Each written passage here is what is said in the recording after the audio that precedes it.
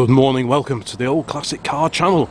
It is one of those very unusual days at this time of year. The sun is out and it is surprisingly mild, so I thought what better opportunity to take out the couple of cars that don't feature all that often on the channel. Yes, the little Standard 8 here from 1956, and just in the garage down there the 1954 Renault 750 or 4CV.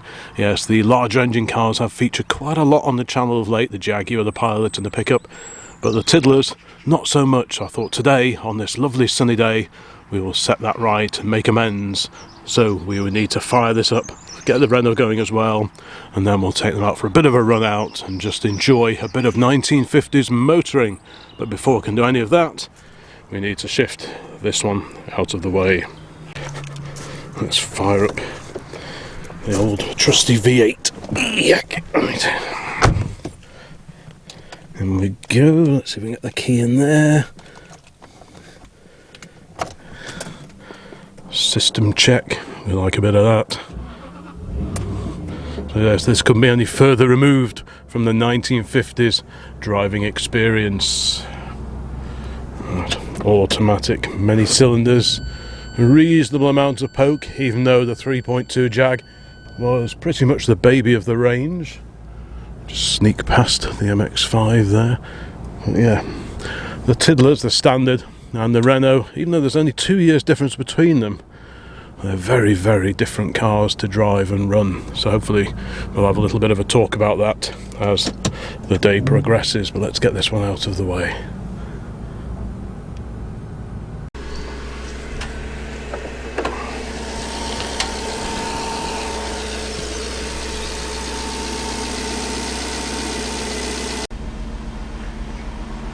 Holly's already got two of his bicycles out, both 1950s in date. Well, we think so anyway. We're not entirely sure about this one. It could be a little bit earlier, but with some 50s bits on it. So the jury is still out on that one. But this one is definitely 50s, a 1952 CWS. But anyway, back to the cars.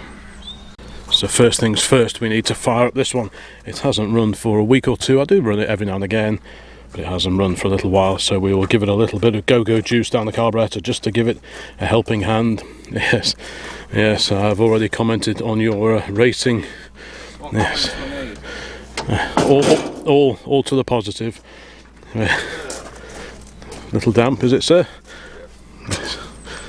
It's tied up. You have to just undo that little wire thing. But yeah, so there is the mighty 803cc engine. So like I say, just a couple of years separate the Standard 8 with its 803cc engine. We'll just keep it somewhere for now. And the little Renault with its 748cc engine. So this is slightly larger, although arguably the Renault does feel a little bit perkier of the two to actually drive. Maybe this one's a bit heavier. I think the steel is a bit heavier on this compared to the Renault, which is made out of very, very thin steel, I believe. Right, so there's the air cleaner off on the Solex carb. So let's get the tin of go-go juice. I'll just give it a little squirtage down there, help it along. Not yet. I'll just put a squirt of that in there just to help it along. Because like I say, the battery was a little bit low last time I tried to run this one, so we'll prime up the fuel. We've got the manual AC pump down here, which you probably can't see, but trust me, it's there, and it's got a little priming lever, and you can hear the fuel just about coming. Right, so that's all in there. The Jag sounds nice on idle in the background. Does it? Yeah, the Jag's burbling away in the background. Right, where's the key? Do we have the key for this one? Did I give you the key? You didn't give me the key. Did I not give you the key? Oh, right, okay. Here it is.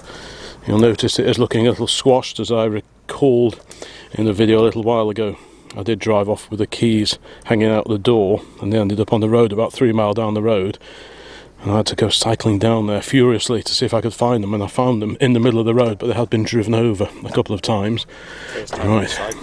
Yeah, it was the first time in many, many years. Right, let's see if we can get this to go. Right, go on. Oof, nearly.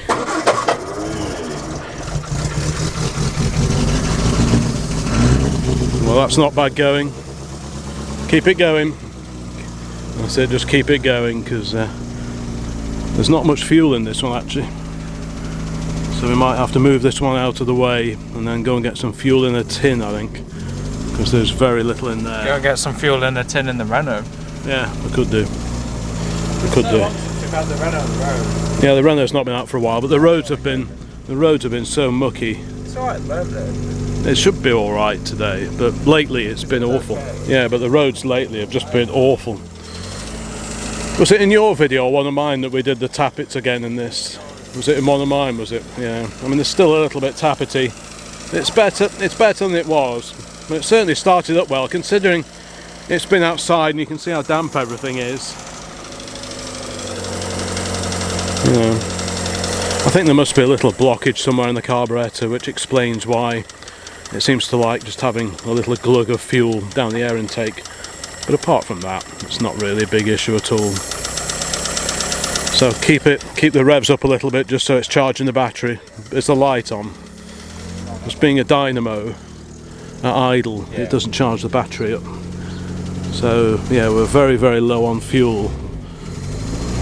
So we'll probably move this one up out of the way and then see about getting the Renault out, I think.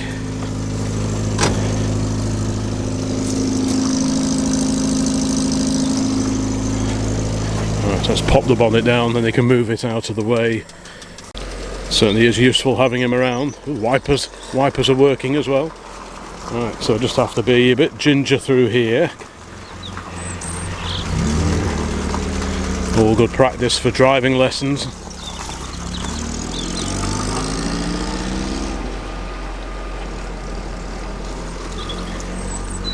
This one's just warming up, get a bit of heat through everything.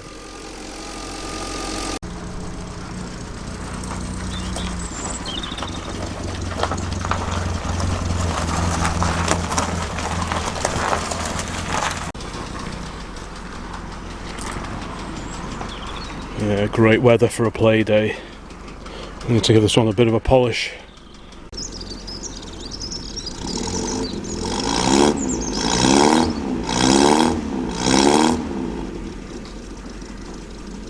Rightio, so fuel pump there. Give that a tickle up until you see the fuel going down the pipe.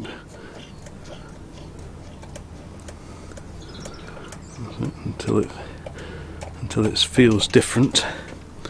Okay, and then battery, connect that up. Tighten up the spanners just there.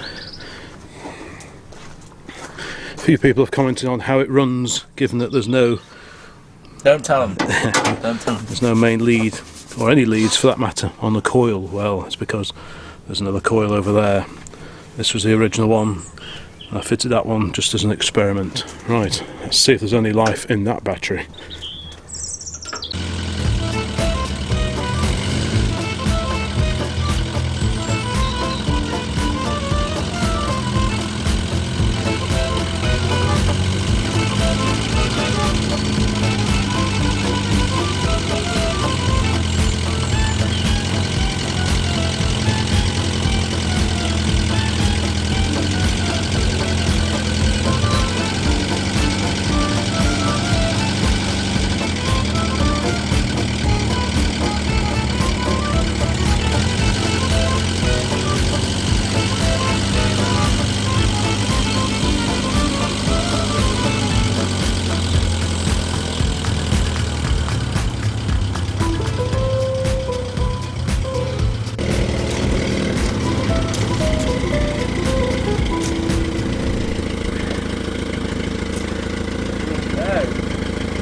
That's not good.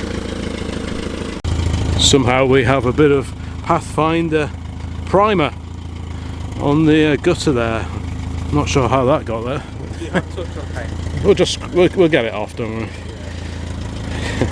Oh, just started up okay. Yeah, it's not too bad at all. But I mean, these cars couldn't be more different, even though they were aimed at similar buyers in the 1950s.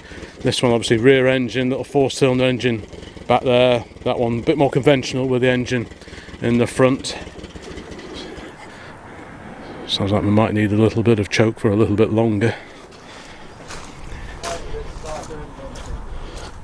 Is the choke on at all?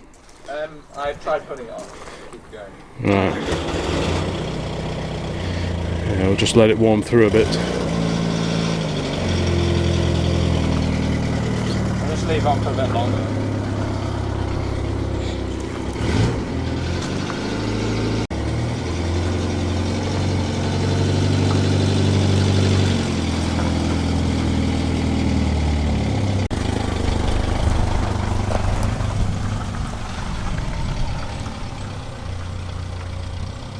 Right, so let's get the old jerry can.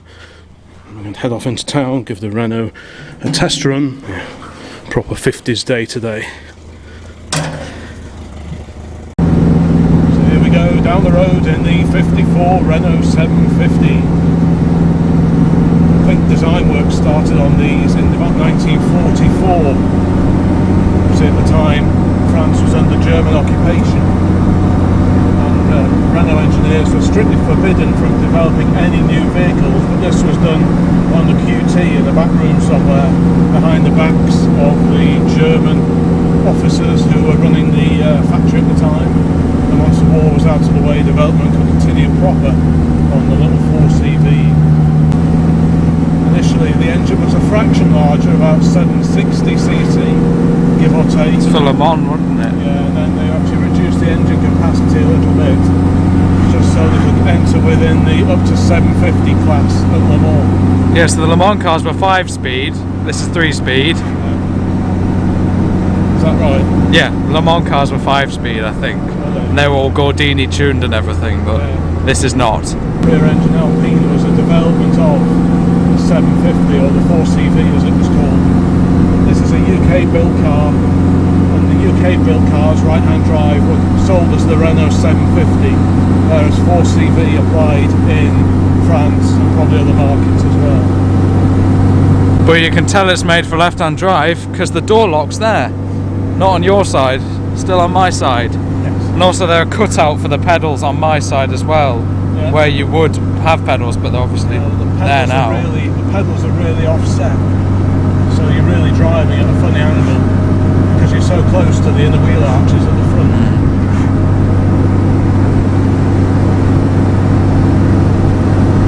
So we're doing 70 at the moment. Yeah. We 70 kilometres. So what's that, 42 miles an hour-ish? We've had this up to 54, I think, or 53, 50, something like that.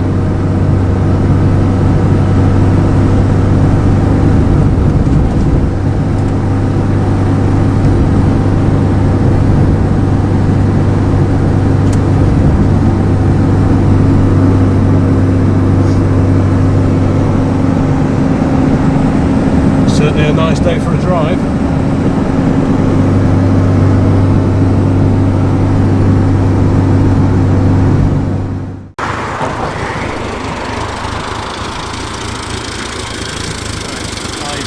Just going to turn the idle up a fraction.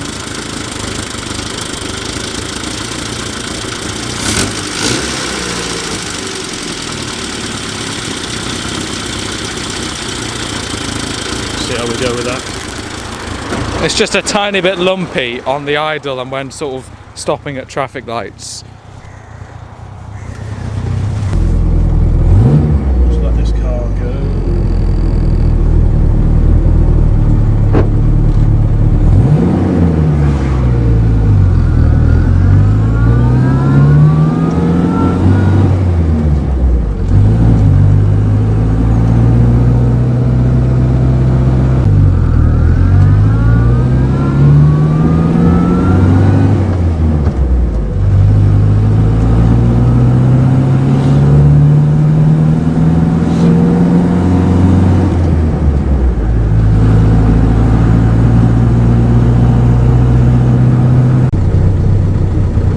Stopping for the level crossing, which is ideal on a test run, but I guess you need to test cars in traffic as well as out on the road.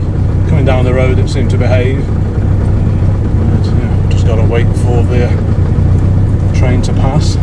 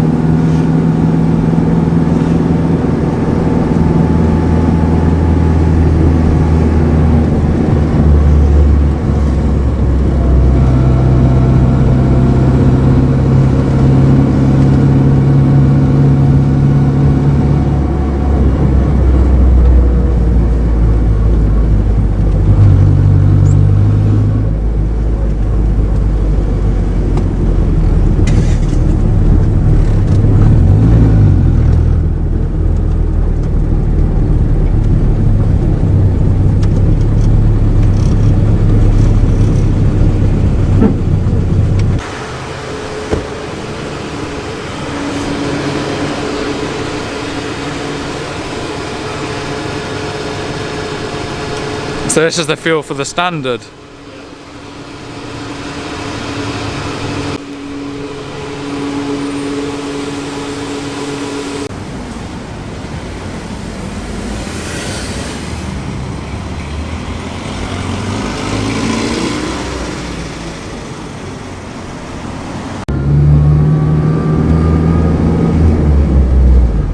Quite sure where we're going, but never mind. It's all quite scenic. Wouldn't want to come in a Jag down here, but in a little car. It's like a little rally stage. It's like a little rally stage, yes. Bit muddy, you might have to wash it.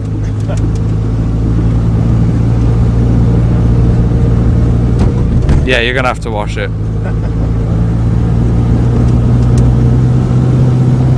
So it's not a big car to wash. True. But you will have to. That is true. We were doing well until now.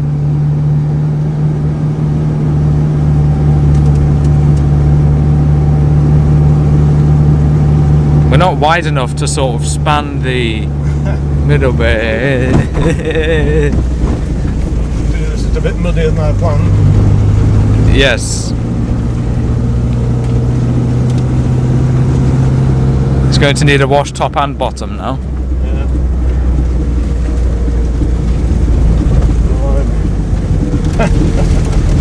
What have you done? Oh, we can just pretend we're on the Monte Carlo, can't we?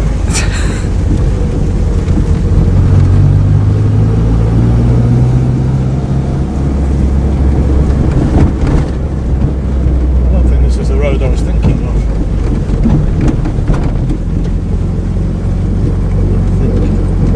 This is the road I was thinking of. Are we going back through that? Just trying to think. I've got a feeling this might bring us out somewhere. Let's see how muddy you've got the car. It's not that bad actually, to be fair. But it is muddy in the arches, so that'll need doing. It's only really muddy in the sort of arches, but Right. the actual body's alright. But we've only been through it once. I think this may bring us out. Yeah, it comes out. Yeah, I've I been. know, I think Yeah, I know where it comes out. So we'll just carry on and see. Oops. nice.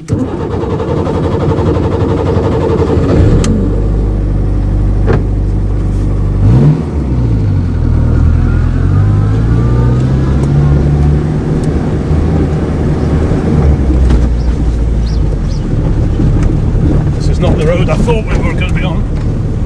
Renault 4CV rallying.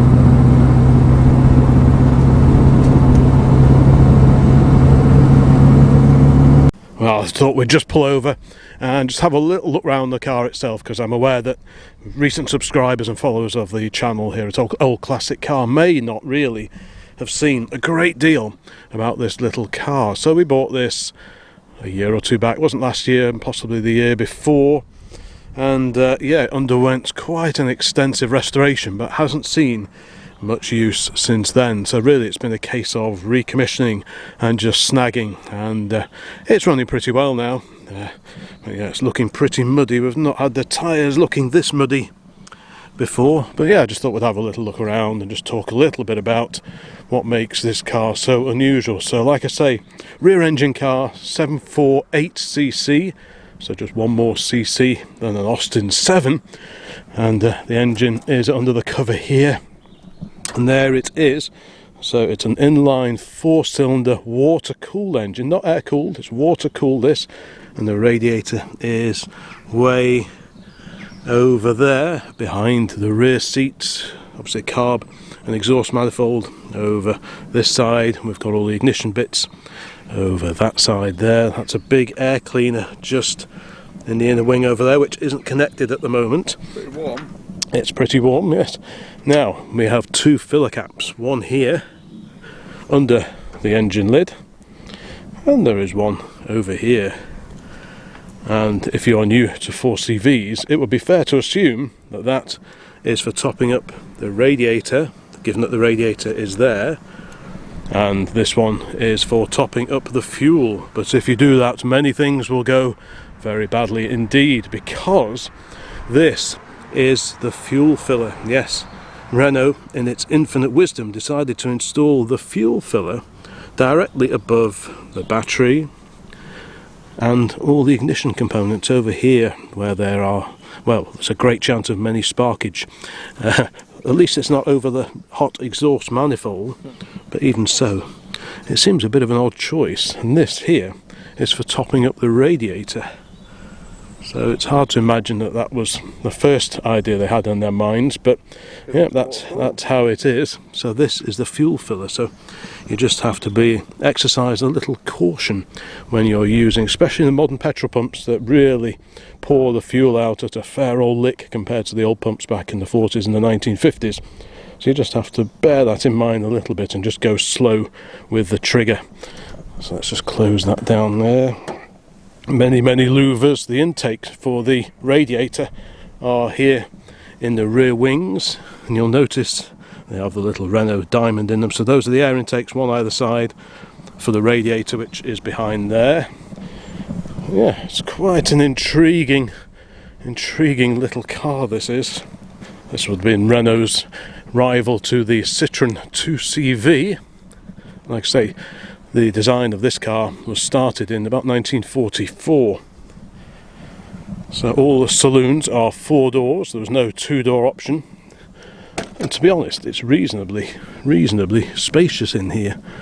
You know, you could certainly fit plenty of baguettes in there. So we've got conventionally hinged rear doors. I'll just close that.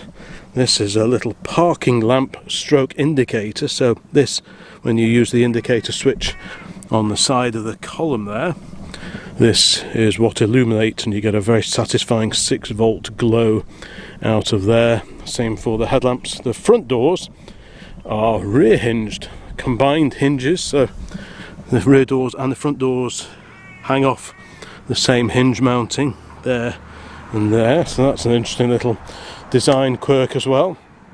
Actually quite a wide opening door, so if you're long in the leg department you can actually get in there reasonably easy. They've really thought about that quite a lot, and that shuts quite nicely. And in the front here, of course, no engine this end. This is where you store your luggage. So let's see if I can open this. I might need my youthful assistant. Could you just open the front up, Al, and just show off the capacious load bay? So you pull the handle forward, and then you've got the little, you have to just push that out of the way, this little springy wire thing. That's it there.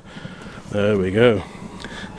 So that is how you open the boot area. Spare wheel mounted in here. We've got a few spares in here as well. Not much else really. There's the washer bottle, a nice reproduction Tudor windscreen washer bottle, various plates and ID details there. If you just hang on to it so the wind doesn't catch it. And this is the brake fluid reservoir over here.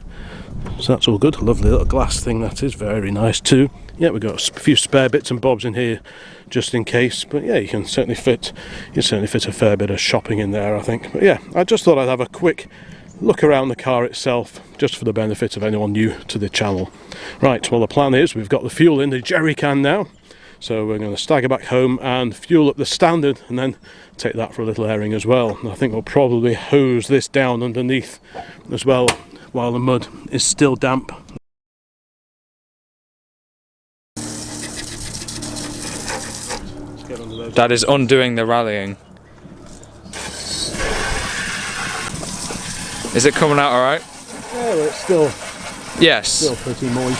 What you need is an oily toothbrush. Or an oily, like, larger thing. That's what I do with my bike mud guards. Toothbrush cleans it and oil preserves it. Well, we can leave it outside and it'll dry off. Oh yeah, yeah, yeah.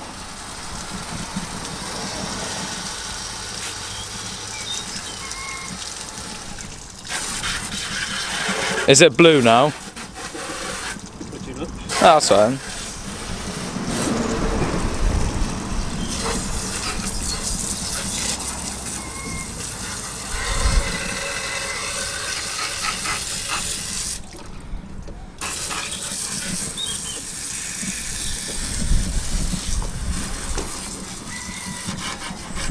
Okay, well that's all rinsed off, so that can be drying off outside while we turn our attentions to the 1956 Standard 8 in this day of 1950s motoring. My youthful assistant is just going to move it out of the way. We'll get the jerry can out and then we'll top up the fuel and then head out in the Standard.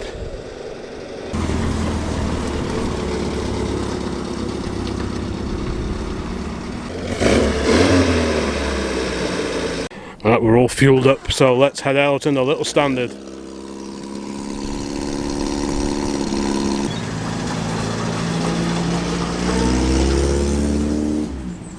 Alright, well let's see what this one's like to drive. Much more conventional arrangement, 4-speed gearbox in this one compared to the 3-speeder in the little Renault.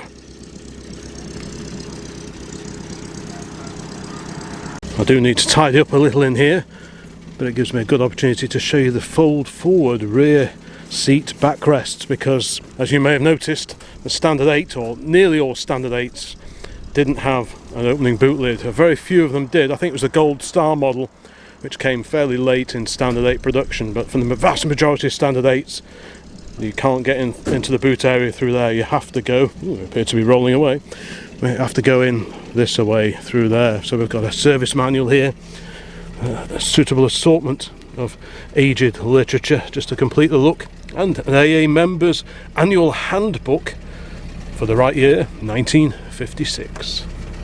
Yep, so standard gear pattern in this one. First is up there, second, third and fourth reverse. You have to sort of come across, pull it out and then go up there and off you go, but we won't be needing that for a little while. Note the period parking lamp here. These you clip onto the top of the driver's door side window, and I think that was a legal requirement back in the 50s actually, if you were parking on the main road. Right, let's carry on then, let's crack on and have a drive out in this one. Britain's answer to the 4CV. It's like a road test comparison this, isn't it?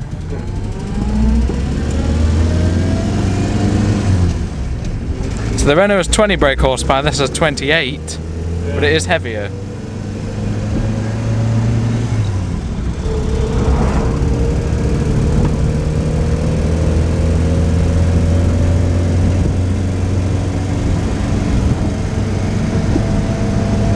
And there's one more gear.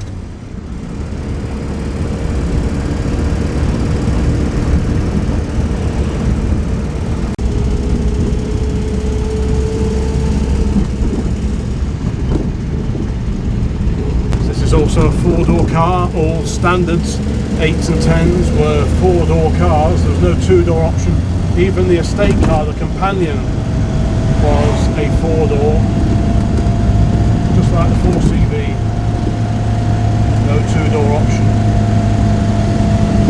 unless of course you went for the van version of the 4CV.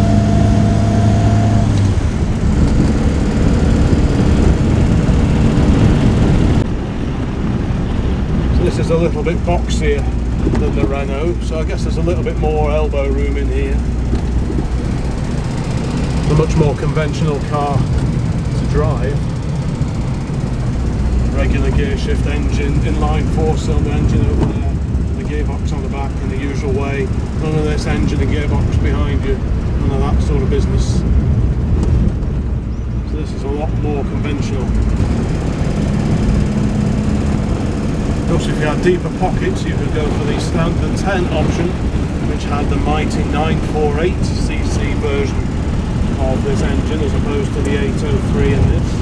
Well, it doesn't sound much, 948 as opposed to 803, but when you're in sub 1 litre motoring, those extra few cc. It's extra 4 brake horsepower, I think, 28 and 32 if I remember. Yeah, something like that. It certainly makes a difference.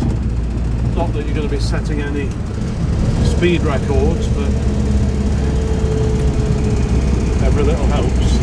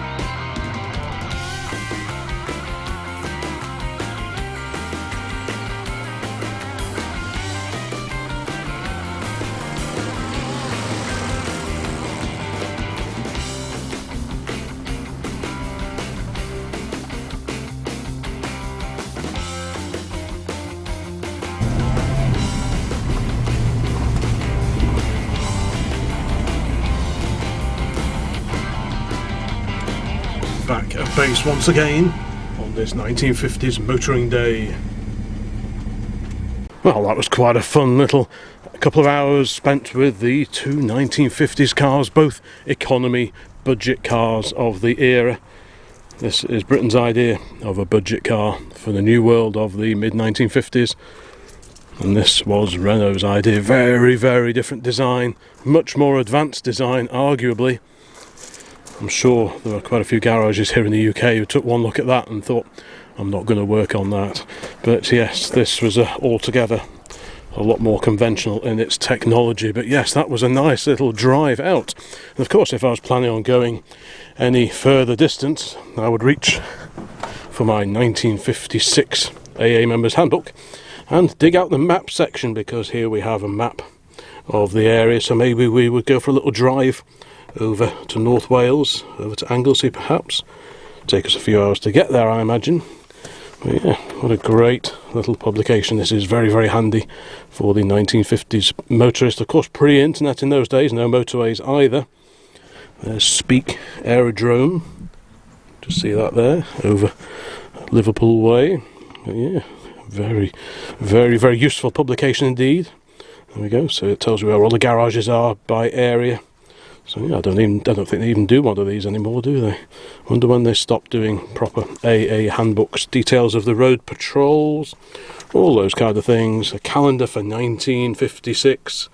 So you never know when that might come in handy. I guess that'll come round again at some point. But yeah, very, very handy publication.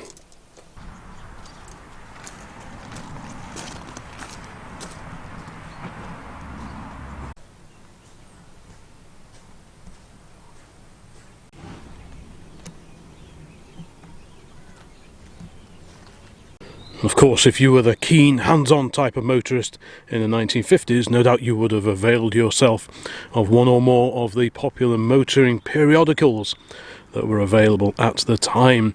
If you were more of a new car kind of person, then maybe you would have picked up copies of the Motor or the Auto Car for reviews of brand new cars. But if you were keeping an old car going on a shoestring, perhaps this is the kind of thing you would have bought. Maybe Car Mechanics, this issue from 1959, a gent there aided by maybe his two sons overhauling a Series 1 Morris 8, or the rival to Car Mechanics was Practical Motorist, and two purely random copies here just happen to feature standards on the cover.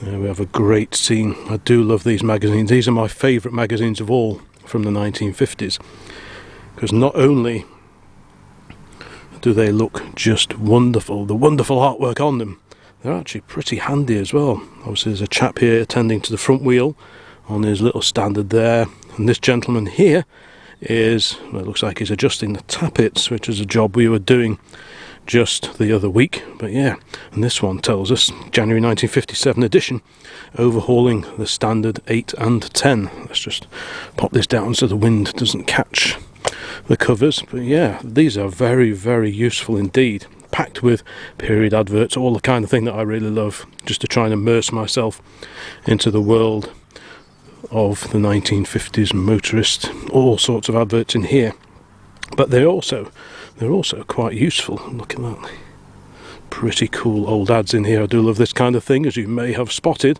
But yeah, if we go now, I should have made a note of the page number, but of course I didn't. But somewhere in here there is an article all about the Standard 8. There we go, the article in question. There's quite an early Standard 8 with a slidey door glasses there. MWK, that was probably a factory test door press car, I would imagine. But yeah, overhauling the 8 and the 10. It's a very, very similar engine. So these old magazines are well worth picking up if you've got a car from the 50s or the 60s, whatever. As well as having the proper factory handbook and the workshop manual, it really is worth getting hold of some of these hands-on type of motoring magazines that are contemporary with the car you've got, because they're often really, really handy hints that don't always appear in the factory books, the factory manuals, because they're, of course, the guys in the standard Triumph dealerships, they would have had access to all the right equipment, the tools and that kind of thing, whereas these magazines give you sort of workarounds and ways of doing things without necessarily having all the proper factory tools to hand. And they're just lovely to read as well, packed with old adverts, that kind of thing. Cold weather starting troubles, so if you daily or classic, that might come in handy. Trouble tracing by sound. But yeah, they're just lovely, lovely old publications, great artwork, great old adverts in them. Let's just have a flick through here randomly. Gamages, oils, Valspar, if you were planning on repainting your motor car. But yeah, all sorts of things in here.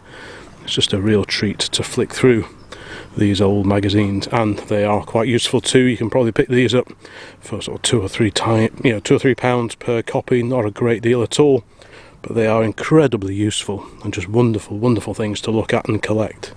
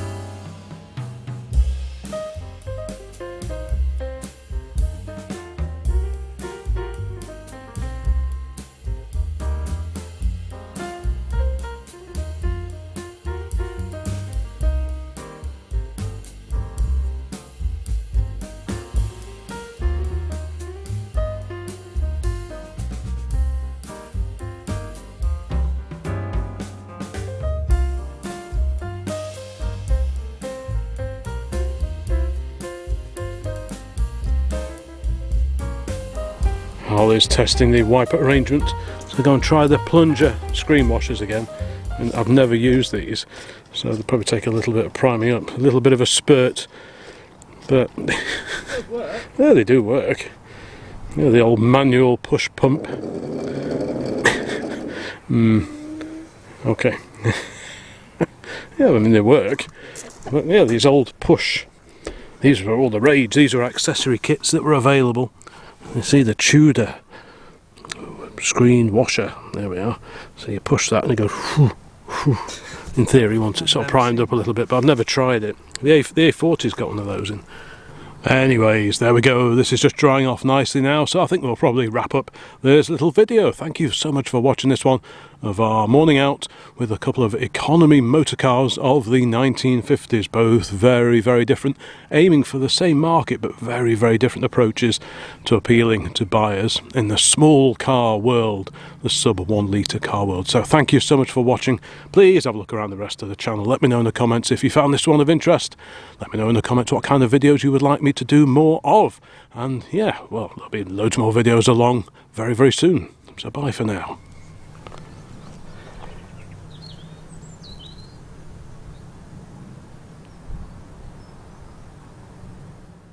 Every now and again you just get the slightest hint of an electrical misfire, a little hiccup when you're driving along. I used to do it quite regularly. Oh, there we go.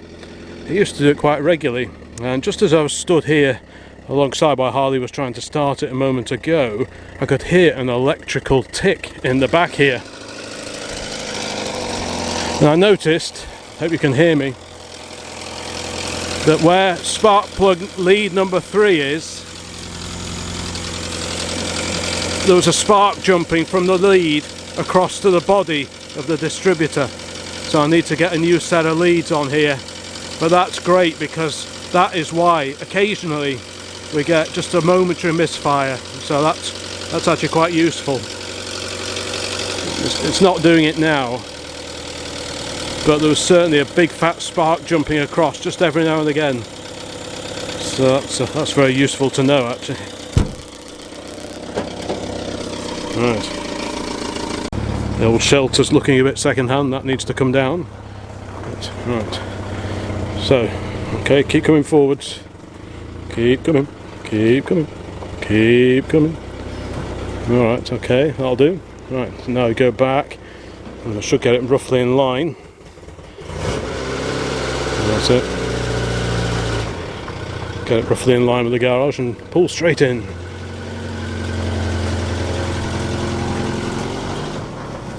God, it's so nice to see a bit of sunshine and blue sky for a change.